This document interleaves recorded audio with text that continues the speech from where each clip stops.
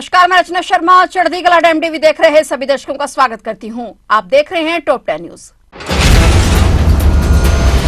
चंडीगढ़ नगर निगम में बीजेपी की हरप्रीत कौर बबली नए मेयर बन गई हैं। उन्होंने क्रॉस वोटिंग के बाद 2 वोटों से चुनाव जीता। भाजपा उम्मीदवार को 19 वोट मिले और वहीं आम आदमी पार्टी और कांग्रेस गठबंधन की उम्मीदवार प्रेमलता को 17 वोट मिले। चंडीगढ़ मेयर चुनाव में बीजेपी ने जीत हासिल की है। उन्होंने कांग्रेस और आप गठबंधन की प्रत्याशी प्रेमलता को शिकस्त दी है। पिछले साल के चुनाव में विवादों के बाद इस बार सुप्रीम कोर्ट ने चुनाव प्रक्रिया पर कड़ी नजर रखने का फैसला किया था। इसके लिए एक पर्यवेक्षक नियुक्त किया गया था और पूरी प्रक्रिया की वीडियोग्राफी भी हुई। बता दें कि पिछले साल मेयर चुनाव के दौरान काफी हंगामा हुआ था और वोटों की गिनती में भी धांधली के आरोप लगे थे और इस बार कोर्ट और चुनाव आयोग दोनों ने ही चुनाव को निष्पक्ष और पारदर्शी बनाने के लिए पूरी तरह से सख्ती दिखाई है। पंचकुला के सेक्टर 16 में ईडी ने छापेमारी की है। विकास बंसल ने ईडी के पूर्व असिस्टेंट डायरेक्टर विशाल दीप के खिलाफ शिकायत की थी। विशाल दीप पर हिमाचल प्रदेश स्कॉलरशिप घोटाले में शामिल एजुकेशनल इंस्टीट्यूट्स से रिश्वत मांगने का आरोप है। लॉरेंस बिश्नोई गैंग ने भी विकास बंसल को धमकी दी थी और 50 लाख रुपए की फिरौती की मांग की थी। विशाल दीप के खिलाफ सीबीआई ने पीसी एक्ट के तहत केस दर्ज किया था और इस मामले में आरोपी विशाल दीप के भाई विकास दीप से 1 करोड़ 25 लाख की वसूली भी की जा चुकी है। आम बजट के पहले मोदी सरकार ने आज सर्वदलीय बैठक बुलाई, जिसमें केंद्रीय बजट पर चर्चा की गई। संसद का बजट सत्र कल 31 जनवरी से शुरू होगा और इससे पहले आज 30 जनवरी को एनेक्सी में सर्वदलीय बैठक आयोजित की गई। केंद्र सरकार ने विपक्षी नेताओं से अपील की कि वे संसद में चर्चा में हिस्सा लें और किसी प्रकार के व्यवधान से बचें। संसद का बजट सत्र 31 जनवरी से शुरू होगा और 4 अप्रैल तक चलेगा।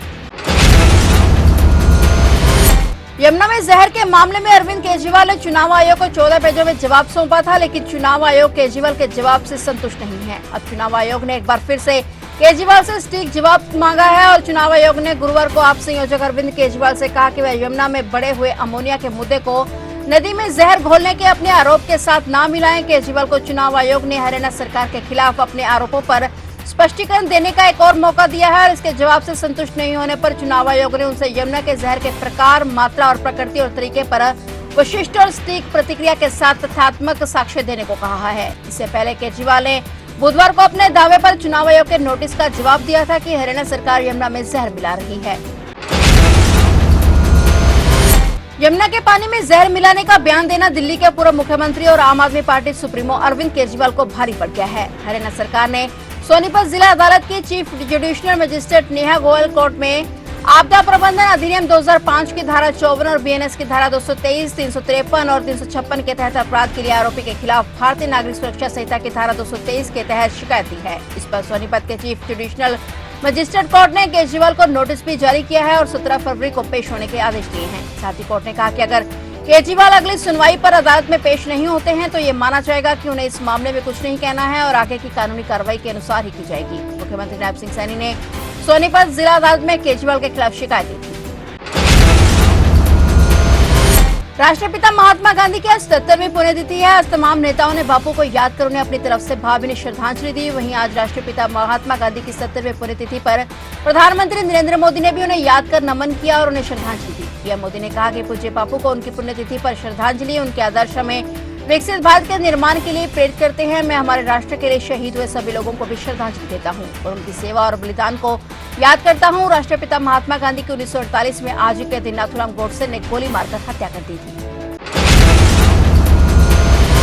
पंजाब के मुख्यमंत्री भगवंत सिंह मान ने नए वर्ष में अपनी कैबिनेट की पहली बैठक 6 फरवरी को चंडीगढ़ में सुबह 11 बजे बुलाई है। 5 फरवरी को दिल्ली विधानसभा के आम चुनावों के लिए मतदान होना है और 3 फरवरी तक मुख्यमंत्री दिल्ली में ही व्यस्त रहेंगे। मुख्यमंत्री के अलावा पंजाब के कैबिनेट मंत्री भी दिल्ली में चुनाव प्रचार में डटे हुए हैं। पंजाब कैबिनेट की बैठक बुलाने के संदर्भ में आज सरकारी पत्र जारी कर दिया गया है। सरकारी हलकों के अनुसार कैबिनेट बैठक में महिलाओं को 1000 रुपए की आर्थिक मदद पर फैसला आ सकता है। साथ ही बजट सत्र को बुलाने के संदर्भ में भी फैसला लिया जाएगा। इसके अलावा पंजाब से जुड़े कुछ अन्य महत्वपूर्ण विषयों पर भी बैठक में चर्चा होने की संभावना है। पंजाब में सरकार द्वारा बजट सत्र बुलाकर उसमें राज्य का वार्षिक बजट पेश किया जाना है। इसके अलावा मुख्यमंत्री द्वारा पंजाब में विकास कार्यों को और गति देने के लिए संदर्भ में भी फैसले लिए जाने हैं। पन्ना में स्थित जेके सीमेंट प्लांट में आज गुरुवार को बड़ा हादसा हो गया। प्लांट में निर्माणाधीन हिस्से में छत की स्लैब डाली जा रही थी, जहां सैकड़ों मजदूर काम कर रहे थे। इसी दौरान अचानक बाड़ा गिर गया, जिसकी इस चपेट में आने से 5 मजदूरों की मौत हो गई। कई मजदूर गंभीर रूप से घायल हो गए। घटना की सूचना मिलते ही मौके पर पुलिस बल पहुंचा, राहत और बचाव कार्य शुरू किया गया। वहीं गंभीर घायल हुए मजदूरों को कटनी रेफर कर दिया गया है। सुरक्षा को देखते हुए फैक्ट्री के अंदर प्रवेश पूरी तरह से रोक दिया गया। पुलिस और प्रशासन की टीमें मलबे में फंसे हुए मजदूरों को निकालने में जुटी हुई हैं।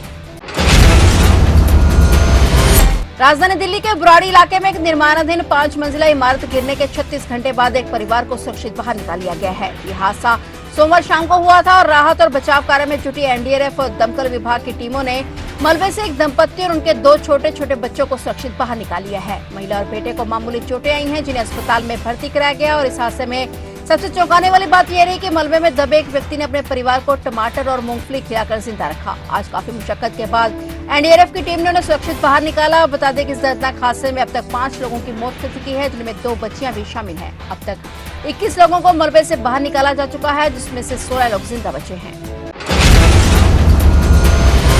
वाशिंगटन डीसी के पास अमेरिका में एक बड़ा विमान हादसा हुआ है, जिसमें एक यात्री विमान और सेना का हेलीकॉप्टर आपस में टकरा गए। यह हादसा वाशिंगटन डीसी के नजदीक रीगन वाशिंगटन राष्ट्रीय हवाई अड्डे के पास हुआ। हादसे के बाद विमान नदी में गिर गया। एयरलाइन सूत्रों के अनुसार विमान में 60 यात्री सवार थे, जिनमें से कई लोगों की मौत हो गई है। पीएसए एयरलाइंस का एक यात्री विमान जो अमेरिकन एयरलाइंस की सहायक कंपनी के तहत ऑपरेट होता है, हवा में उड़ान भरते समय सेना के हेलीकॉप्टर से टकरा गया। टक्कर इतनी जबरदस्त थी कि विमान नियंत्रण खो बैठा और सीधे नदी में जा गिरा। जिस विमान की दुर्घटना हुई उसमें कुल 65 यात्रियों के बैठने की क्षमता थी।